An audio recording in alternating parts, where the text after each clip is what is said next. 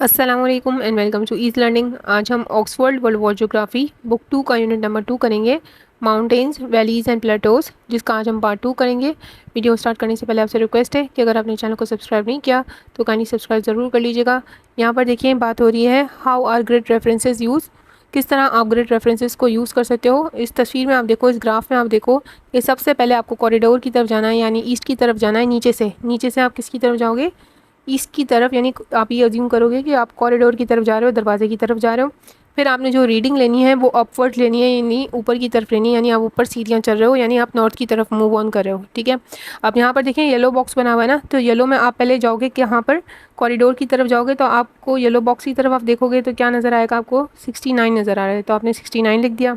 ठीक है, अब आप नॉर्थिंग्स यानी ऊपर अप स्टेयर्स जाने की कोशिश करो तो आपको कहाँ दिख रहा है? वो 25 नंबर पे दिख रहा है ना येलो कलर का बॉक्स, तो आपने 25 लिख दिया। इस तरह आपने येलो बॉक्स को किस तरह अरेंज किया? 69 और 25 पे आपने बताया कि जो है आपका येलो बॉक्स बना हुआ है।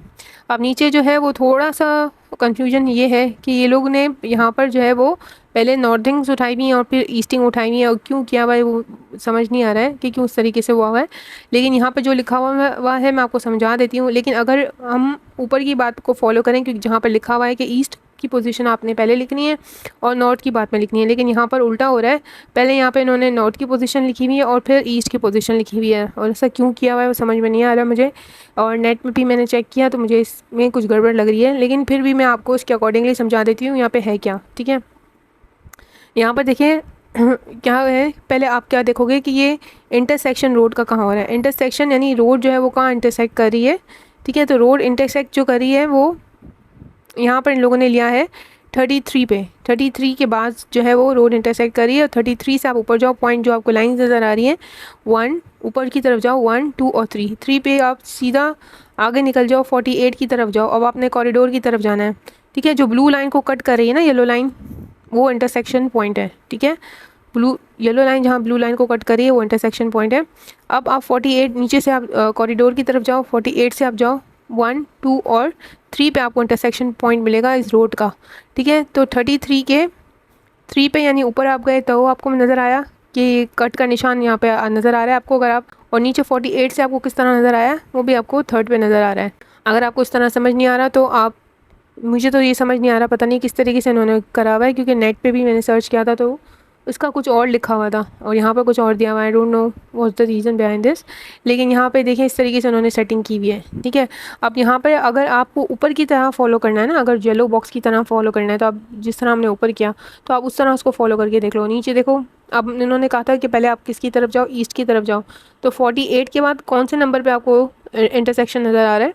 थर्ड पॉइंट पे नज़र आ रहे हैं, जहाँ लिमिट, जहाँ येलो ब्लू लाइन ख़त्म हो रही है और जहाँ पर येलो लाइन उससे टकरा रही है। ब्लू लाइन जहाँ ख़त्म हो रही है और जहाँ पर येलो लाइन उससे टकरा रही है, उस पॉइंट पे जाओ। आप 48 के बाद छोटी छोटी आप लाइंस लगाओ, 1 2 3, तो 48 के 3 पे आपको नज़र आएगा। ठीक है, और फिर आप ऊपर की तरफ जाओगे तो आपको क्या नज़र आएगा? 33 पे नज़र आएगा। 33 के आप गिनो, 33 के बाद आप स्टेपिंग करो 1 2 3, यानी 33 की 3 की स्टेपिंग पे आपको ये नज़र आ रहा है। ठीक है, तो आप 48 और 33 के दरमियान लोगे इसको।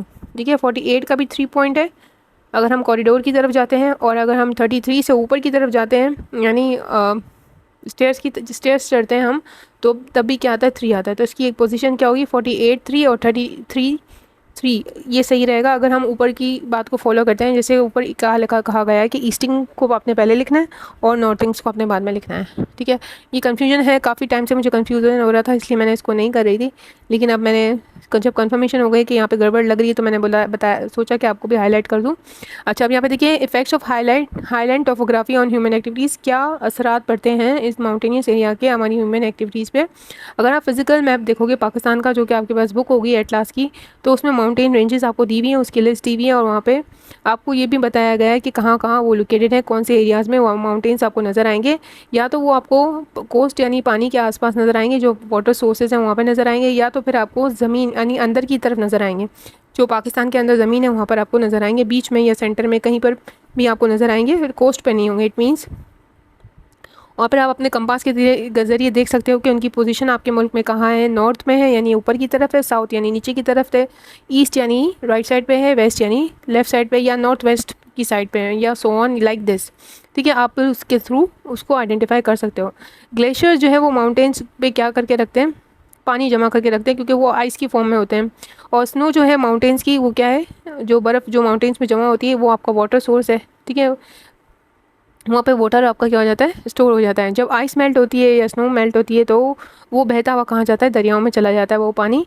Rain that falls on the high ground also run, जो ऊपर की तरफ बारिश होती है उसको भी कहाँ फ्लो होकर नीचे होना है, क्योंकि पानी का नेचर क्या है, ऊपर से आप ऊपर से आएगा तो नीचे की तरफ बह के ज़रूर आ जाएगा। नीचे से ऊपर नहीं जाता है पानी, लेकिन अगर ऊपर से गिर रहा है पानी तो नीचे की तरफ तो वो ज़रूर जाएगा। ठीक है, so the mountaineers help to provide water for our homes. इस तरह माउंटेन्स क्या फराम करते हैं, हमें पानी फराम करते हैं। और ऊपर से नीचे की तरफ पानी क्यों गिरता है, इसका एक बहुत सिंपल रीज़न है, क्योंकि ग्रेविटेशनल फोर्स होती है, ऊपर से नीचे की तरफ जो है गिरता है। और हालांकि नीचे से ऊपर जाने पानी नहीं जाएगा, ठीक है, नीचे से पानी ऊपर नहीं जाएगा, लेकिन पानी ऊपर से नीचे ज़रूर जाएगा, क्योंकि नीचे क्या है, ज़मीन के नीचे ग्रेविटेशनल फोर्स है। कोई भी चीज़ आप ऊपर से फेंकोगे तो वो नीचे जाएगी, नीचे से ऊपर वो खुद ब खुद नहीं जा सकती है। ठीक है, अच्छा, तो ये माउंटेनियस में जो पानी है, इससे हमारे घरों में पानी आता है, और जो है हमारी इंडस्ट्रीज़ को भी पानी मिलता है, और हम फार्मिंग भी इसके थ्रू ही करते हैं। So we also use the water for hydro electric power, और इसके थ्रू हम पानी को स्टोर करते हैं डैम्स में, और फिर हम इससे इलेक्ट्रिसिटी भी प्रोड्यूस करते हैं। माउंटेन की लैंडस्केप के बारे में बात कर लेते हैं। हाईएस्ट माउंटेन पीक जो है नॉर्दर्न एरियाज़ की कहाँ है, वो खैबर पख्तूनख्वा और गिलगित बल्तिस्तान में आपको नज़र आएंगी। और गिलगित बल्तिस्तान और खैबर पख्तूनख्वा में आपको माउंटेन रेंजेस नज़र आएंगी, और वो माउंटेन रेंजेस के नाम क्या है, हिमालयाज़, काराकोरम और हिंदुकुश। ये माउंटेन्स में जो है वो ज़्यादातर पानी जो पानी ऊपर होता है, बर्फ़ जमी हुई होती है, उससे एशिया के बड़े बड़े रिवर्स को पानी मिलता है। इन माउंटेनियस रेंजेस की वजह से ही बड़े बड़े दरियाओं को एशिया के पानी मिलता है। और इस तरह हमारे अर्थ का क्लाइमेट भी जो है वो रेगुलेट होता रहता है, यानी उसमें भी ठंडक रहती है, एकदम वो गर्म नहीं होता है। ठीक है, सबको पानी मिल रहा होता है, ठीक है, थ्रू माउंटेनियस रीजन्स की वजह से, क्योंकि वहाँ पे स्नोफॉल होती है और वहाँ पे ग्लेशियर्स भी होते हैं। ठीक है, अच्छा, और इससे जो ये लोग जो माउंटेन हैं, ये बायोडाइवर्सिटी को भी प्रोटेक्ट करते हैं, क्योंकि जो बर्फ़ में रहने वाले जानदार हैं उनको भी किसी किस्म का ख़तरा नहीं होता है। ठीक है, तो वो वहाँ पे जो सर्वाइवल होते हैं, जो आइस में रहते हैं जानवर, जो भी परिंदे वगैरह जो भी होते हैं, वो प्रोटेक्टेड है, क्योंकि वहाँ पे उनको कोई ख़तरा नहीं है किसी से।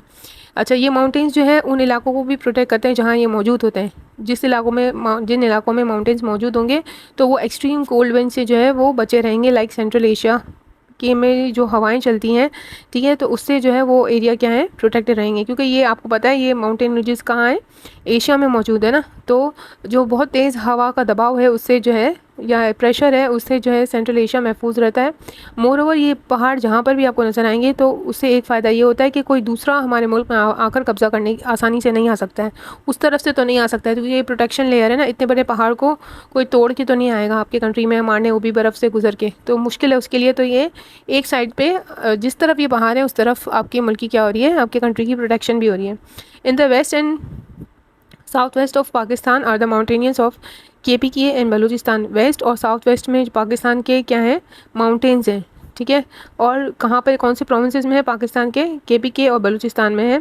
और ये पहाड़ी के सिलसिले कौन कौन से, इनमें कौन कौन से शामिल है, कोई सफ़ात, एंदस, सुलेमान और खिरतार माउंटेन रेंजेस। ठीक है, अब आपने क्या पढ़ा यहाँ पे, ये नोट डाउन करिएगा। वेस्ट और साउथ वेस्ट में पाकिस्तान के, वेस्ट यानी उल्टे हाथ की तरफ, और वेस्ट से थोड़ा आप नीचे चले जाओ तो यानी साउथ की तरफ जो है वो माउंटेन्स की रेंजेस हैं, और वहाँ पे 2 प्रोविंसेस पाकिस्तान के लोकेट होते हैं, KPK और बलूचिस्तान। तो KPK और बलूचिस्तान में कौन सी पहाड़ी सिलसिले हैं, 3 हैं, एक सफ़ेद को, एक सुलेमान, और तीसरी कौन सी है, किरतर माउंटेन रेंज है। सम ऑफ दीज माउंटेन्स, और इनकी जो हाइट है सी लेवल से वो 4500 मीटर तक है, कुछ माउंटेन्स की। ठीक है, और कुछ माउंटेन्स रेंजेस जो है वो फैले हुए कहाँ तक गए हुए, पाकिस्तान के साउथ पे गए हुए। आप बलूचिस्तान का मैप देखोगे ना, तो बलूचिस्तान के मैप में आप देखोगे साउथ की तरफ जो पट्टी है ना, वहाँ पे भी जो है माउंटेन्स गए हुए हैं। ठीक है, ऊपर से होते हुए आ रहे हैं, नॉर्थ वेस्ट से होते हुए फिर नीचे की तरफ आते हैं। आप मैप में देखना, उसकी शेप माउंटेनियस शेप है, नीचे नोक बनी हुई है ना, बलूचिस्तान के बिल्कुल एंडिंग है, एजेस पे जहाँ अरेबियन सी फॉल करता है, वहाँ तक माउंटेन गए हुए हैं। ठीक है, अच्छा, हम यहाँ पर नीचे देखें, लाइफस्टाइल के बारे में बता रहे हैं। लाइफस्टाइल जो है वो क्या है, mountains are the habitants for many people. Habitants क्या किसको कहते हैं, यानी नेचुरल इन्वायरमेंट।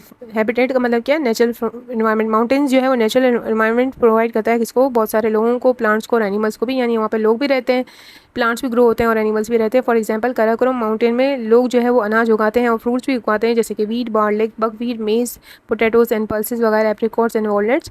और जो है माइनिंग भी की जाती है और जेमस्टोन्स भी निकाले जाते हैं, कीमती पत्थर भी इन माउंटेन से निकाले जाते हैं। फॉर एग्जाम्पल कॉर्डेस और पेरिडोर जो है वो, ये इंपॉर्टेंट लाइन्स है। कॉर्डेस और पेरिडोर कहाँ से निकाला जाता है?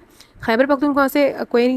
एक्वा मैरीन और टोपेज जो है वो गिलगित बल्तिस्तान से निकाला जाता है, और क्वार्टर्स जो है वो बलूचिस्तान से निकाले जाते हैं थ्रू माइनिंग। ठीक है, माइनिंग करके ये सब निकाले जाते हैं वहाँ से।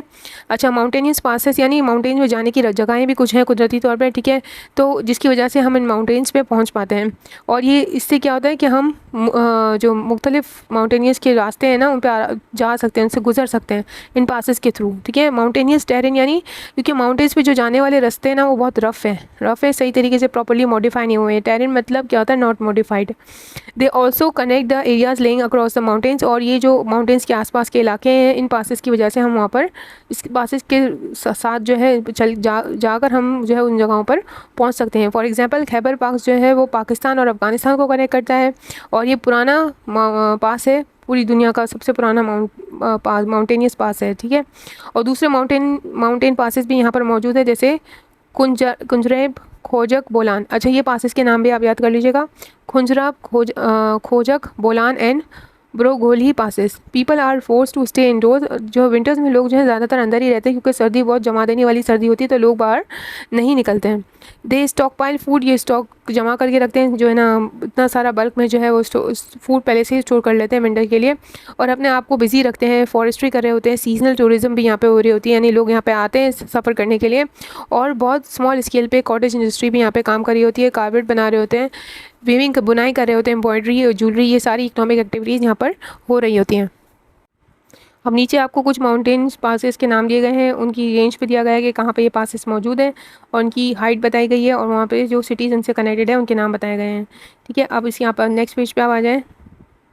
यहाँ पर आपको जो है काराकोरम हाईवे का रोड मैप दिखाया गया है कि किस तरह से कितना फैली हुई है हाईवे, कहाँ कहाँ पर ये हाईवे जा रही, कनेक्ट कर रही है, हाईवे कहाँ कौन से एरियाज़ को कनेक्ट कर रही है। अब हम स्कर्दू के बारे में मेन बातें कर लेते हैं। ठीक है, स्कर्दू एक टाउन है, एक इलाका है जहाँ पे अच्छी खासी आबादी है। स्कर्दू किसका कैपिटल है? गिलगित बल्तिस्तान का कैपिटल है, जो कि काराकोरम माउंटेन्स पर वाक़ है, और इसकी हाइट 2226 मीटर है समुद्री सतह से। ये टाउन फैला हुआ है स्कर्दू वैली से, और कहाँ जाके कॉन्फ्लुएंस मतलब मीटिंग होता है, कहाँ जाके ये इलाका मिलता है, किसको ज्वाइन करता है? इंडस को, और सिघा रिवर भी इसके साथ ही कनेक्टेड है। ठीक है, ये इलाका जो है वो इन दोनों रिवर्स के साथ कनेक्टेड है। ये बहुत नैरो वैली है। ठीक है, बहुत पतली वैली है, बहुत पतली सी जगह है। ओनली जो है 10 किलोमीटर्स जो है वो चौड़ी है और 40 किलोमीटर्स लंबी है। यहाँ की लाइफ स्टाइल के बारे में बात करो तो यहाँ पे अगर आपको पहुँचना हो बाय एयर तो आप जो है इस्लामाबाद के ज़रिए पहुँचोगे, और अगर आपको बाय रोड जाना है तो आपको काराकोरम हाईवे से जाना होगा। क्लाइमेट जो है वो यहाँ पर बहुत अच्छा नहीं है एग्रीकल्चर के लिए। यहाँ पर बहुत कम बारिश होती है पूरे साल, क्योंकि माउंटेन्स की वजह पर जिससे यहाँ पर मानसून रेंज नहीं होती हैं। समर में जो है क्लाइमेट अच्छा होता है, ठंडा रहता है नीचे की तरफ, जो इन लो लैंड्स और एरियाज ऑफ पाकिस्तान। यहाँ पर जो साउथ में जो पाकिस्तान के इलाके हैं वो ज़्यादातर गर्मी होती है, लेकिन स्कर्दू में जो है वो कंपैरेटिवली मौसम अच्छा रहता है। विंटर में जो है बहुत ठंडक होती है, और रोड्स और एयर ट्रांसपोर्ट जो है वो ब्लॉक हो जाती है, क्योंकि वहाँ पे बहुत बर्फ़बारी होती है, तो इलाका जो है बंद करना पड़ जाता है, क्योंकि रोड्स पे इतनी सारी बर्फ़ जमा हो जाती है, जिसकी वजह से ट्रैवलिंग करना मुश्किल हो जाता है। मेन इंडस्ट्रीज़ जो है वो गिलगित बल्तिस्तान की क्या है? टूरिज़्म है, यानी लोग वहाँ पे वहाँ की सीनरी से और वहाँ के जो नेचर है उससे बहुत लुत्फ़अंदोज़ होते हैं। वहाँ पे फ्रूट फार्मिंग भी की जाती है, और मिनरल्स भी निकाले जाते हैं, लाइक जेम स्टोन्स।